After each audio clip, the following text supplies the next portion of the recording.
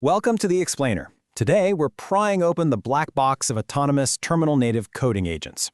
We're getting right under the hood of the Google Antigravity CLI to see exactly how a modern AI agent orchestrates complex engineering tasks from start to finish. Because if you've ever wondered how these systems go beyond just spitting out text and actually start acting like autonomous software engineers, well, you're in exactly the right place. Let's get into it. Okay, let's quickly map out our journey. We're going to take a single software feature request from unstructured chaos through a four-part self-healing system: observe, plan, act, and verify, and then wrap up with the robust code guarantee. Starting with Section 1, the chat assistant chaos, and moving beyond trial and error. Look, we've literally all been there. You paste a prompt into a standard AI bot, you blindly copy the code, run it, and boom. It breaks. It's this exhausting, hallucination-prone loop where you're basically just guessing. And this brilliantly illustrates the profound paradigm shift we're experiencing right now.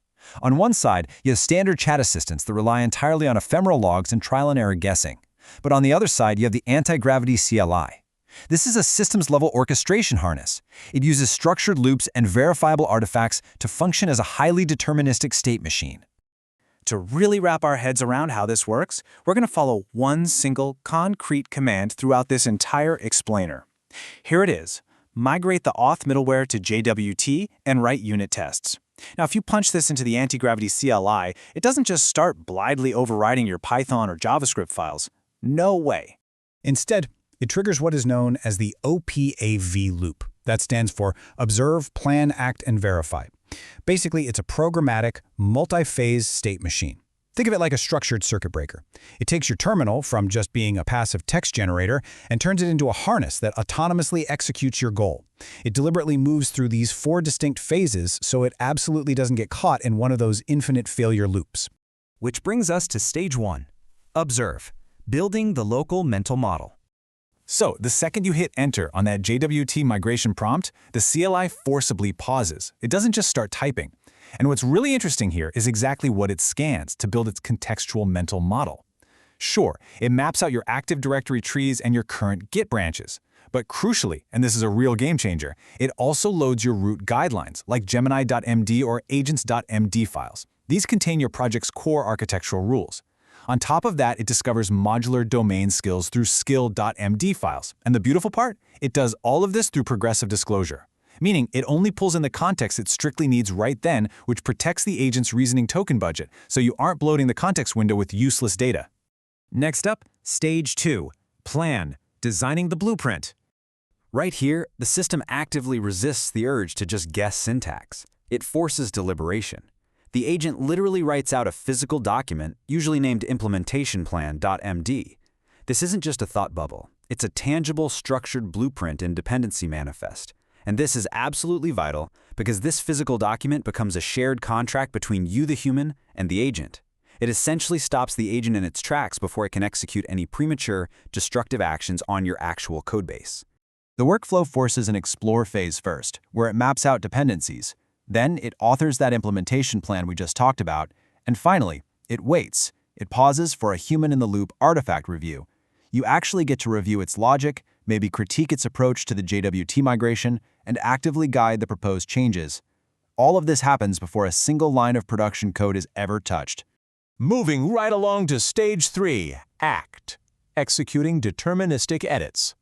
Okay, so we've mapped the system. We've agreed on the blueprint. Now, that intent is finally translated into physical code-based mutations. But listen, the agent isn't just streaming raw text into your files like a standard chatbot. It uses a highly precise, deterministic sequence. First, it invokes tools using remote procedure calls. Then, it makes AST-level, meaning abstract syntax tree-level modifications. This is a massive leap from plain text guessing. It is structurally aware editing, and it executes all of this safely within a sandboxed environment governed by SDK hooks. For instance, pre-tool use hooks can literally block unsafe commands before they ever have a chance to execute. And now, Stage 4, Verify. The self-healing climax. I want to slow down a bit here because we are entering the most critical phase. Why? Because in software engineering, things will inevitably break. It's just a fact of life. Let's imagine the agent runs those unit tests we requested, and the terminal spits out a standard error, an assertion error. It expected a 401 unauthorized for our new JWT middleware, but instead it got a 200 OK. Now, a traditional chatbot would completely give up right here. It just dump the error in your lap and sit there waiting for you to figure out the fix. So, the real question is, how does a deterministic, autonomous agent react to a test failure like this? I mean, this is exactly where the magic of the state machine really shines. Let's see how this builds into a fully dynamic, closed-loop, self-healing process.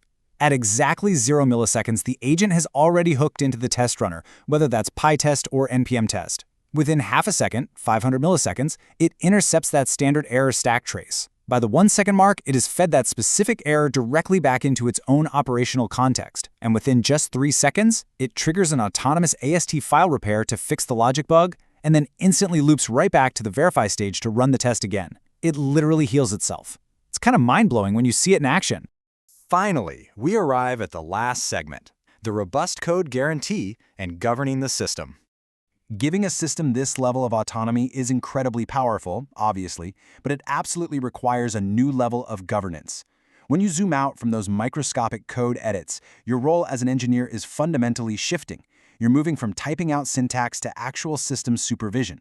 And you do this by using specific operational parameters to throttle the agent's autonomy. For example, you can set the sandbox mode to ensure OS-level containment if you're dealing with untrusted code, or let it run direct for host apps.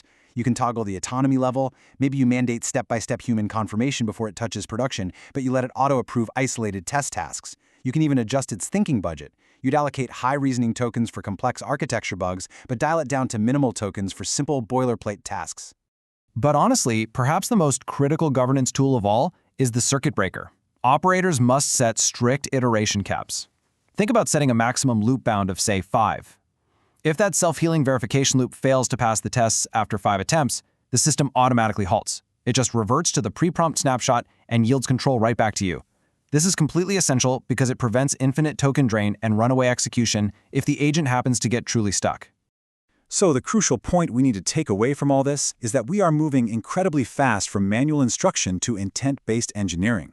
The Antigravity CLI's OPAV loop proves beyond a shadow of a doubt that we can transition away from chaotic chat windows and move toward rigorous, deterministic state machines. Which really leaves us with one final, totally fascinating question. If agents can now autonomously observe a codebase, plan an architecture, act on it through AST edits, and then dynamically self-heal their own errors, how long will traditional line-by-line manual coding actually survive? Thank you so much for joining me for this explainer, and I will catch you in the next one.